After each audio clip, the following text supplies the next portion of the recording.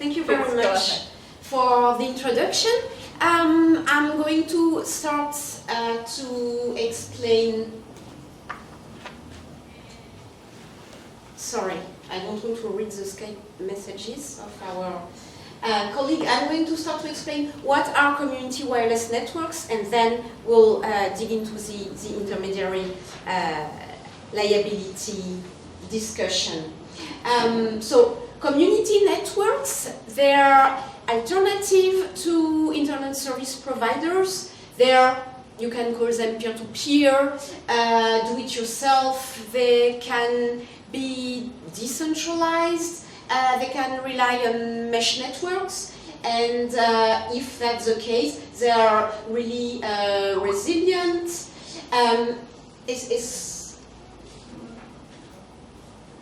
Yeah, sorry, I'm a bit disturbed because the Skype is chatting. Can we just not have that?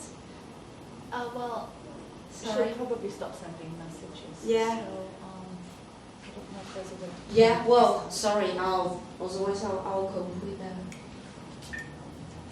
with feature.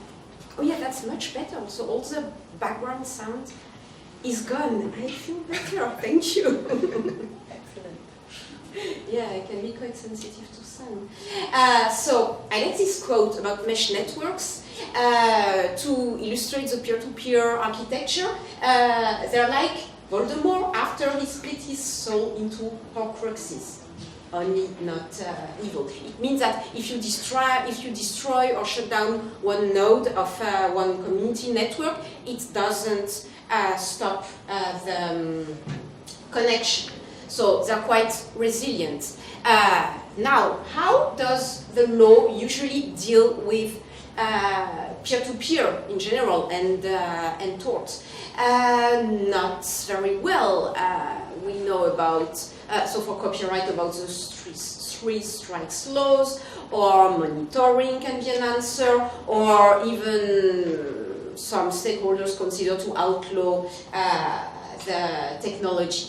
So this research takes place within a European project called NetCommons, for network infrastructure as a commons, where we study the possibility of having a bottom-up democratic commons-based organization for providing wireless connection.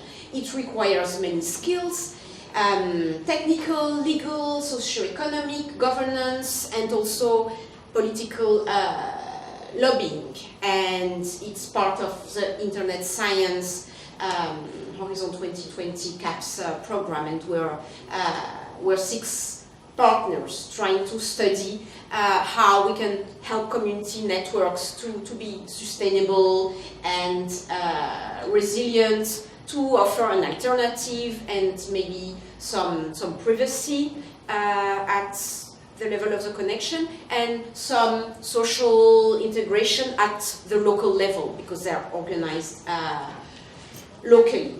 So they try to propose an alternative, to not proceed to surveillance, to be bottom-up, non-profit, decentralized, deconcentrated, and to respect user rights.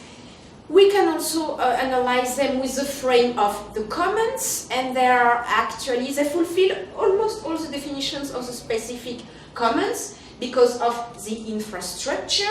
They rely on the spectrum, on cable, so natural commons, knowledge commons because of the skills and the governance skills required to maintain a community network. You don't only need to be a group of geeks. Urban commons because of the value sharing on territories, and digital commons because questions related to sharing of information, intermediary liability, privacy, copyright, etc. is also affecting the fate of these networks. In order to understand better how they're structured, here is a typology I developed with Francesca Musiani, another colleague of CNRS, to apply the framework of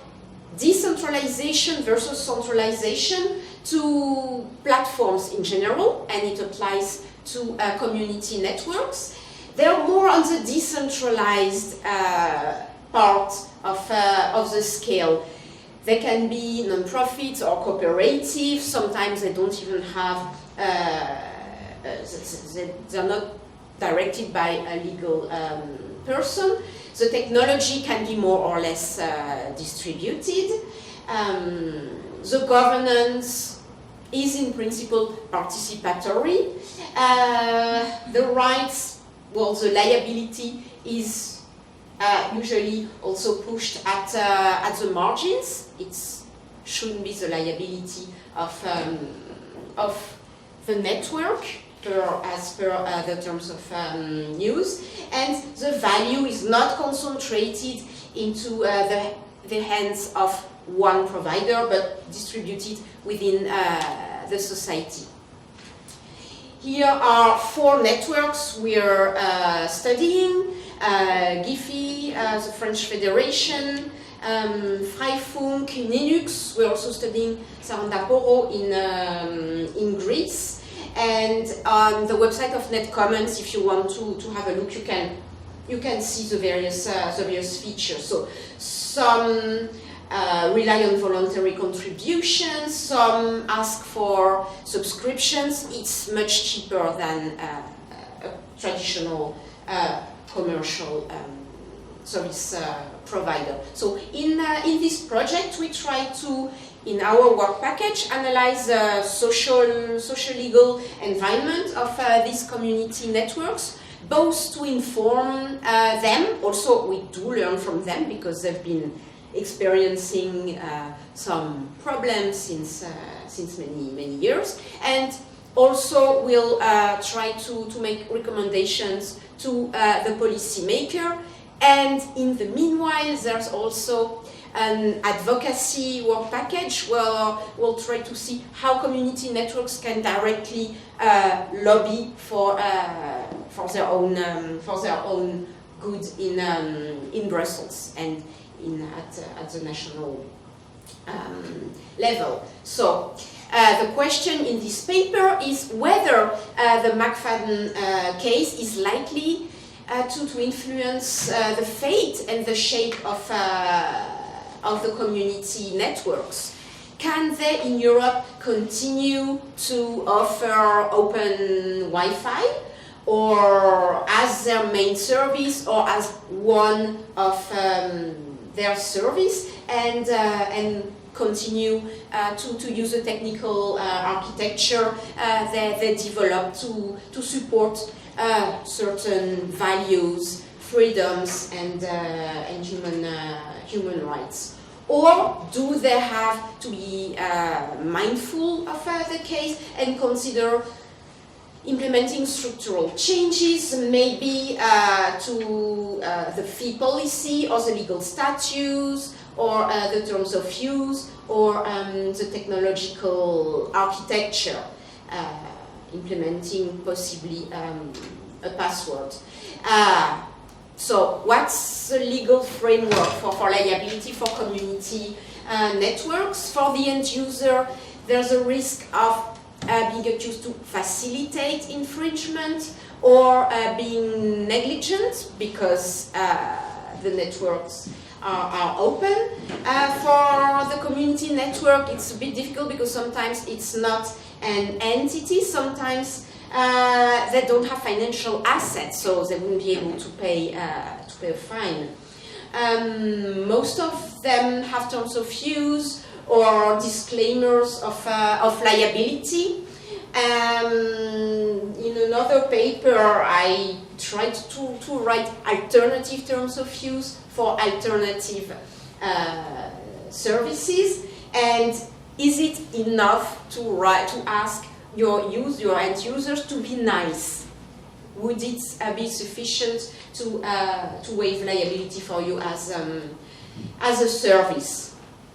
So a quick recall on the E-commerce Directive. Traditional ISPs forbid their customers to share the connection, so no problem for them, but for the community networks, if one of the nodes would be identifiable, could they be sued for damages committed by another person? So that's the question. In Italy, France, Germany, several answers. So in Italy, there's no third-party liability. In France, there has been the infamous Adopi law and the punishment for negligent conduct of not securing your connection. And in Germany, there's a Störerhaftung, so the liability of the interferer, but which is limited to injunctions, to measures which would aim at stopping an infringement. So the background of the McFadden case. In 2010, in the case Sommer unseres Lebens, the summer of our lives, a private owner of unprotected Wi-Fi was held liable for copyright infringement committed by a third party because they should have protected with safety measures. How am I doing with time? Their network. Then the case law is a little bit conflicted. In the paper, I have all the references. If you want, just ask. Some have been held not liable because they told that was a hotel their guests not to use Wi-Fi for illicit activities, and that was enough. And in another case, the liability limitation of the Telemedia Act, which I think is the implementation of the directive, was implemented. For unknown users, that can be tricky. You can be held liable because you didn't block the ports which were used by unknown clients. And then the last case involved Freifunk. So that's the main German community citizen governed network. And they ruled out the liability under this doctrine of Störerhaftung, because imposing to block certain ports would place on the owner excessive burden. So what is this McFadden versus Sony case, which was decided last October? So Tobias McFadden is a member of the pirate party. He owns a shop, and in his shop, selling lights and sound systems in order to attract customers. He leaves the network open and not password protected, and everybody can use it, and passers-by can enter the shop. So Sony asked for damages on the ground of direct liability for copyright infringement, and they asked the judge for an injunction to stop McFadden alleged infringing activities. So the court in Munich wasn't really sure whether the liability exemption would apply, whether McFadden would be held liable under the Störerhaftung doctrine. So they asked the ECJ whether this operator could be qualified as a provider of information society service, and what measure such a provider should adopt to avoid liability for third parties' infringement. So the answer, or some answers. What is a provider? So it must be an economic activity. However, that does not mean that the remuneration has to come directly from clients or customers. What measures can be implemented? Terminate the account, password protect, or monitor all the communications. However, they clash with fundamental rights to conduct a business, freedom of information, privacy. So the European Court of Justice said that monitoring is not possible because it would clash with another directive which excludes to impose a general obligation to monitor. Terminate the account is also out of question because that's against the freedom to conduct a business. However, they were not so negative on the password protection. They said it would affect a little bit the freedom to conduct a business and users' freedom of information, but only marginally and not deeply, because such connection would be only one in many ways to access the internet for users. But that's a shop. That's not a community wireless network, which would be your only connection in your house, or in certain regions of Spain, of Greece, the only way to get a connection, because commercial service providers didn't go in this mountain or in this rural area. So one of the questions is, how can we interpret this decision with regards to the specific situation of community networks? How can we distinguish ancillary and commercial activity? There's no remuneration, sometimes it's just donation based. It's very risky would be really damageable to apply password protection, and this is what the Advocate General Spooner, how do you pronounce? Spooner? Had said several months ago that it would undermine the business and it would be completely disproportionate, but his opinion was not listened to. Then it would depend on the scope of national definition of what is an economic operator. Would this apply to the community networks? And then the question would be, what would be better for a community network? To qualify as a provider, because then you would have the liability exemption, but also maybe injunctions? Or would community networks be better off if they wouldn't qualify as intermediaries, if they wouldn't qualify as economic operators?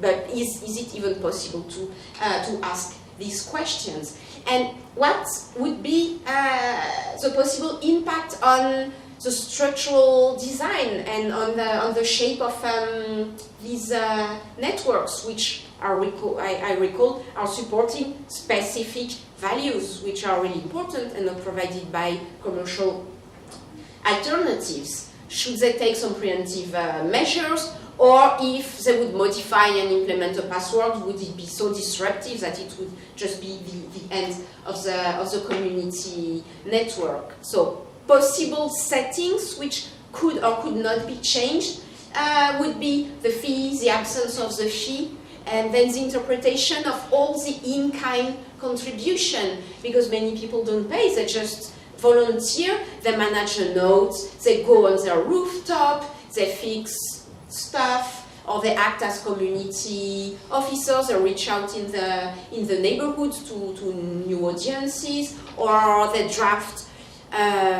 human readable, user-friendly documentation. Is this a professional role? Is this like an economic activity?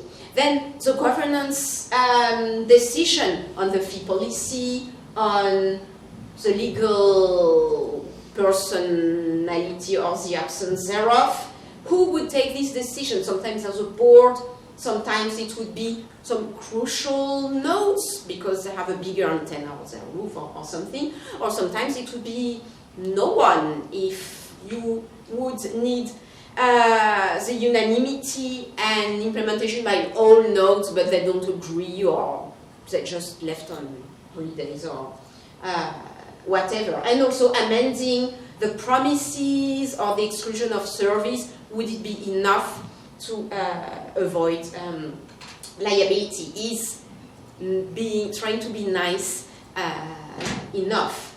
Then the cost to implement a password protection, it may just be too cumbersome, too expensive, too difficult, because it would also imply managing a database, and it would be much more work. And then thinking about changing the structure of the network. In the utopic model, they're really decentralized, but when as sociologue colleagues and computer scientist colleagues run studies, there is some sort of re-centralization, and some nodes are more important than others, so it means that they could be the target of injunctions, and it could be the end of the network.